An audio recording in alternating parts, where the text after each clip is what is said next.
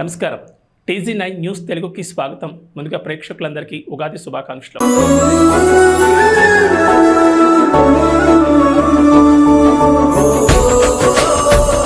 తెలుగు ప్రజలు ఎంతో పవిత్రంగా జరుపుకునే పండుగల్లో ఉగాది ఒకటి.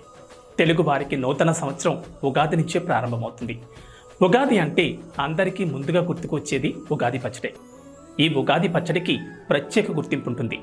తీపి, కారం, ఉప్పు, పులుపు, చేదు, వగరు ఈ 6 రుచులతో తయారు చేసే ఈ పచ్చడి వెనుక సాంప్రదాయంతో పాటు అంతకు మించి ఆరోగ్య ప్రయోజనాలు కూడా ఉన్నాయి.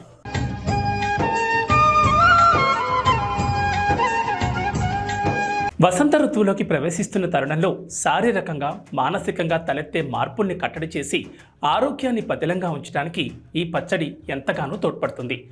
6 రుచులు కలిసి ఆరోగ్యాన్ని కాపాడమే కాదు, మానవాళికి ఎన్నో సంకేతాలు కూడా ఇస్తుంది. సుఖదుఖ సమ్మిళితమైన మానవ జీవితానికి సంకేతమని పెద్దలు చెప్తూ ఉంటారు.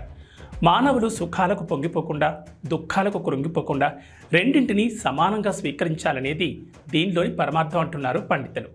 తెలుగు ప్రజలందరూ కూడా ఉగాది రోజు తప్పనిసరిగా ఉగాది పచ్చడి తినడం జరుగుతుంది. పెద్దవారు, పిల్లలు అందరూ కూడా గుడికి వెళ్ళి సాంప్రదాయంగా ఉగాది పచ్చడి సేకరించి అప్పుడు ఇంటికి వెళ్ళడం జరుగుతుంది. తెలుగు వారికి నూతన సంవత్సరం కాబట్టి ఎంతో భక్తి శ్రద్ధలతో ఉగాది చేసుకోవడం జరుగుతుంది. ఉగాది ఈ పేరు చెబితే చాలు 6 రుచులు కలగలిపిన ఉగాది పచ్చడి గుర్తుకొస్తుంది.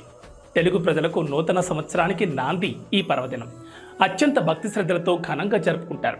తీపి, చేదు, వగరు, పులుపు, కారం, ఉప్పు ఇలా 6 రకాల రుచులతో కలిపిన పచ్చడిని తయారు చేసి దేవునికి నైవేద్యంగా సమర్పిస్తారు. అనంతరం ఇంటిల్లపాది స్వీకరిస్తారు.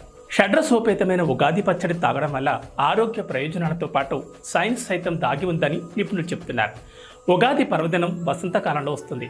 వసంతం తర్వాత గ్రీష్మ ఋతువు వస్తుంది. అంటే ఎండలు మండిపోయే కాలం. కాబట్టి ఈ పానీయాన్ని సేవించడం వల్ల రాబోయే ఎండలకు శరీరాన్ని సంసిద్ధం చేస్తున్నట్లు అవుతుందని సైన్స్ పరంగా ఇప్పటికే నిరూపితమైంది.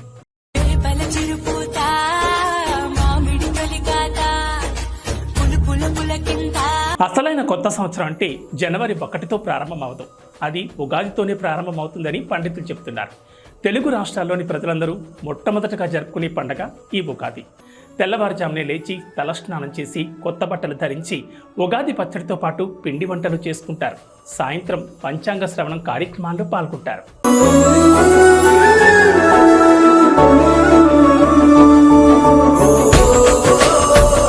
ప్రేక్షకులందరికీ మరోసారి ఉగాది శుభాకాంక్షలు తెలియజేస్తూ నమస్తే.